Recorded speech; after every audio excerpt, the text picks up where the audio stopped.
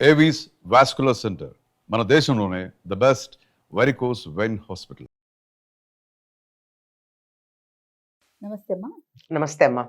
అమ్మ, ఇంటి ముందు ముగ్గు వేస్తాం కదా, ఈ ముగ్గు యొక్క ఆంతర్యం ఏంటమ్మా? మనకి ఇది పురాణ ఇతిహాసాలు ఏమన్నా చర్చించబడిందమ్మా, చెప్పబడిందా? ఉత్తర దేశంలో ముగ్గులు లేవు, వేసుకోరు వాళ్ళు. అవును. దక్షిణ దేశంలోనే వేసుకుంటారు. మనకి ఇంటి ముందు ముగ్గు శుభానికి సంకేతం.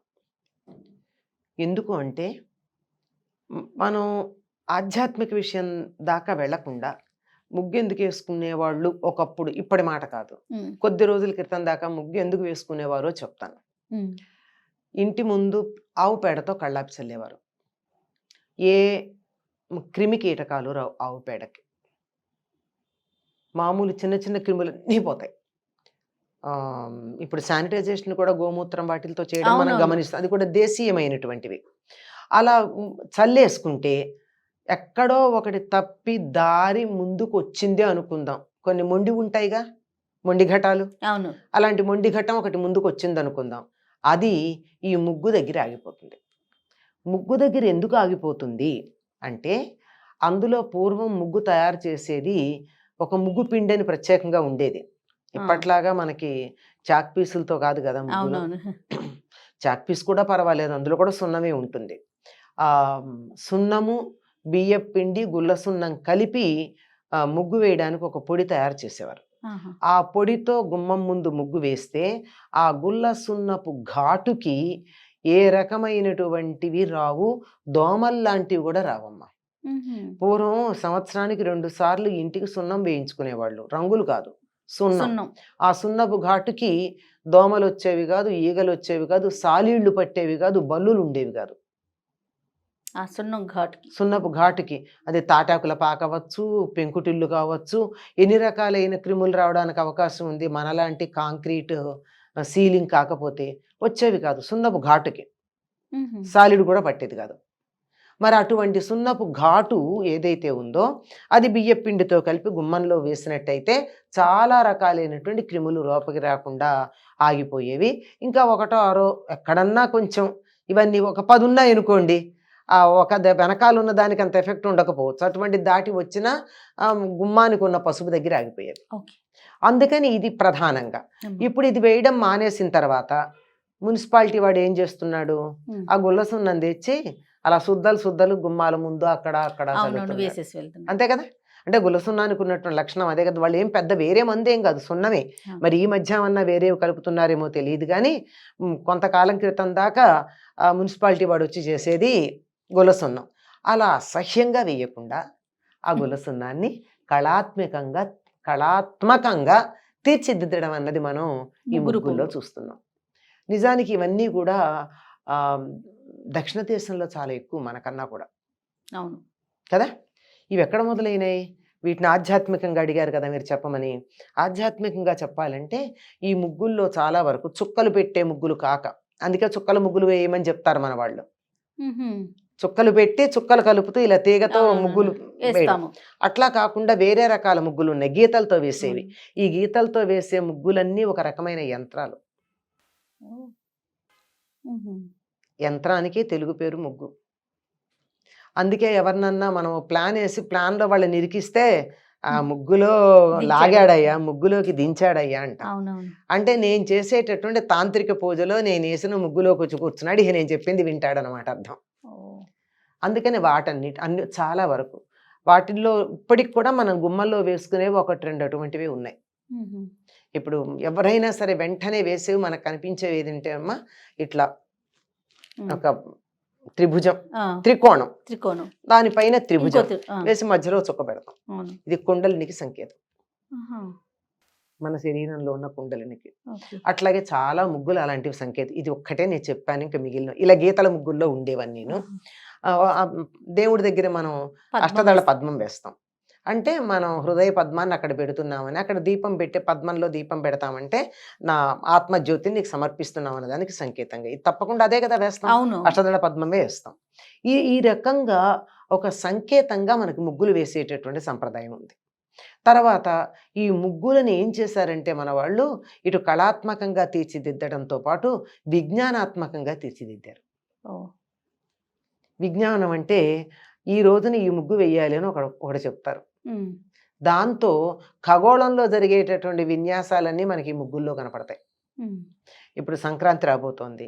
సంక్రాంతిలో సరిగ్గా భోగి నాడు రథం వేస్తాం, అవును. సంక్రాంతి నాడు రథం వేస్తాం, కనుమ నాడు రథం వేస్తాం. ఆ వేసేది ఎలా వేస్తున్నాం మనం? ఒక రోజేమో లోపలికి ఇంట్లోకి వస్తున్నట్టు, ఒక రోజేమో వీధిలోకి సాగనంపుతూ. వెళ్తున్నట్టు వేస్తాం. ఏమిటది? ఈ రథం సూర్య రథం దిక్కులు మార్చుకుంటోంది అని మనకి సూచించటం. ఉమ్, దక్షిణాయనం నుంచి ఉత్తరాయణానికి ఎడుతోంది అవును. అంటే మనకి ఇంట్లోకి వస్తున్నది ఇది ఉత్తరాయణం, దక్షిణాయనం. ఇక ఉత్తరాయణం ఇట్లా బయటికి వెళ్తున్నట్టు సూర్యరథం యొక్క గమనాన్ని. అట్లాగే ధనుర్మాసంలోనే మనకి వైకుంఠ ఏకాదశి వస్తుంది. వైకుంఠ ఏకాదశికి ముందు రోజున వైకుంఠ వాకిళ్ళు అంటారండి. అది వైకుంఠ వాకిళ్ళు సరైనటువంటి సమాసం కాదు, అందుకని అనబుద్ధి అవదు, కానీ అందరూ వాడకం అదే. ఆ, వైకుంఠ ద్వారం. వైకుంఠ ద్వారాలు మూసేసినట్టుగా గదులు గదులుగా గడులు వేస్తాం. ఆ, వైకుంఠ ఏకాదశి నాడు ఆ గదుల్లో తలుపులు తెరుచుకున్నట్టుగా వేస్తాం. గమనించి ఉంటారు. అవునమ్మా. ఇట్లా వేసి తలుపులు, అప్పుడేమో గదులు మూసుకున్నట్టు. అంటే వైకుంఠ ద్వారాలు తెరుచుకుంటుంది, మన ఇంట్లో గుమ్మంలో ముగ్గుగా వేస్తున్నాం. ఇది పిల్లలకి తర్వాత కాలంలో తెలుస్తుంది. కార్తీక మాసంలో వేసేటటువంటి ముగ్గులు మారేడు దళాలు వేస్తాం. పేరేది అంటే కార్తీక మాసం శివుడికి అర్చిస్తాం మారేడు దళంతో అన్నదానికి సంకేతంగా. ఇట్లా అనేక రకాలైనటువంటి భావాలని ప్రకటించటానికి ముగ్గులు. దానికో మాట చెప్తారు, స్త్రీల మనోభావాలను తెలియజెప్పే చిత్రలిపిట ముగ్గు అంటే. ఉయ్యాల మంచాలు, మల్లెపందిళ్ళు, పేర్లు ఎప్పుడైనా విన్నారా మీరు? ఉయ్యాల మంచం అన్నది చాలా బాగుంటుంది. మల్లెపందిరి ఒకటి. ఈ ఉయ్యాల మంచం కూడా కావాలంటే పెద్దగా ఒకదాంతో ఒకటి కలుపుకుంటూ పెద్దది చేసేసేయచ్చు. చాలా వేసేవాళ్ళం అమ్మ.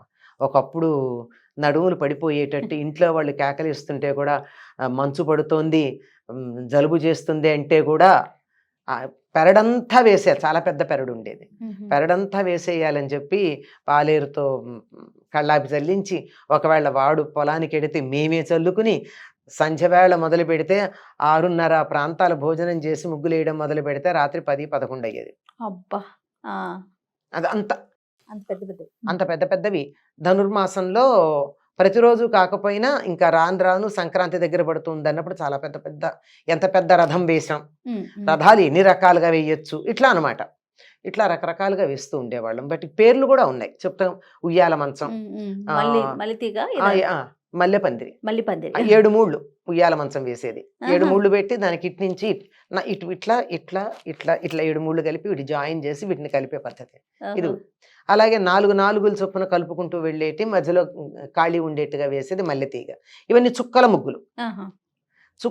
చుక్కల ముగ్గుల్లో ఈ చుక్కల ముగ్గులు ఆ యంత్రాలు కావు, అబ్బి యంత్రాలు. అంచేత వాటన్నిటినీ శంకర్లు నిషేధించి కొన్ని మాత్రమే మనకి వాడకంలో ఉన్నాయి, మిగిలినవన్నీ లేవనుకోండి అవన్నీను. మొత్తానికి ఒక రకంగా ఆధ్యాత్మికంగా అడిగారు కనుక చెప్పడం, నిజానికి ఖగోళ విజ్ఞానం, పురాణ విజ్ఞానం, ఈ ధనుర్మాసంలో వేసే ముగ్గుల పేర్లు కూర్మం, చేప అంటే ఇవన్నీ విష్ణుమూర్తి అవతారాలు. ఆ ముగ్గుల పేర్లు అవి ఆ ఆకృతుల్లోనే ఉంటాయి అవి వేస్తూ ఉంటే. అంటే ఇవన్నీ పురాణ విజ్ఞానం తెలుస్తూ ఉంది, ఖగోళ విజ్ఞానం తెలుస్తోంది, మనోభావాలు ప్రకటించడం ఉంది, సృజనాత్మకత ఉంది. సన్నగా తీగకు వచ్చేటట్టు వేయడం అన్నది ఎంత గొప్ప ఆర్టమ్మా. ఇప్పుడు ఏమిటో రంగోలీ అని పేరు పెట్టి రంగులు వేస్తున్నారు. ఏమన్నా అంటే రంగోలీలో రంగు ఉందిట, రంగోలీలో రంగు లేదు. రంగవల్లిక అనేటటువంటి పదం రంగోలీగా మారింది. రంగవల్లిక. కలర్స్ వేయటం కరెక్టేనమ్మా ముగ్గులో? వేసుకుంటే వేసుకోవచ్చు, కానీ ప్రధానంగా ముగ్గులో ఉండాల్సింది గుల్ల ముగ్గమ్మ. అంతే. అది అవసరమే, ఊరికే మన వేడుక కోసం వేసుకోవడమే తప్ప అందంగా ఉంటుందని చెప్పి ప్రధానమైతే ముగ్గుతో వేసేది. ఓకే. సో ప్రతి గుమ్మం ముందు కూడా ముగ్గు తర్వాత ముగ్గును బట్టి మన పండగ అది తెలియడంతో పాటు ఇంటి ముందు ముగ్గు గనక లేకపోయినట్టయితే ఇంట్లో అశుభం అనేటటువంటి సంకేతం కూడా ఉంది. ఎవరన్నా చనిపోతే ఇంటి ముందు ముగ్గు వెయ్యరు. ఇంట్లో తద్దినాలు పెట్టే రోజు, పితృకార్యాలు చేసే రోజు ముగ్గు వేయరు. ఉమ్, ఆ పని అయ్యాక అప్పుడు వేస్తారు. ఉమ్, అంటే దుష్ట శక్తులని గుమ్మంలోంచి లోపలికి రానియ్యదు ముగ్గు. ఉమ్, ఆఖరికి పితృదేవతలనే రానియ్యదు. ఆ, అది ఆ ముగ్గుకున్న లక్షణం అది. తప్పకుండా. నమస్తే. నమస్తే అమ్మ.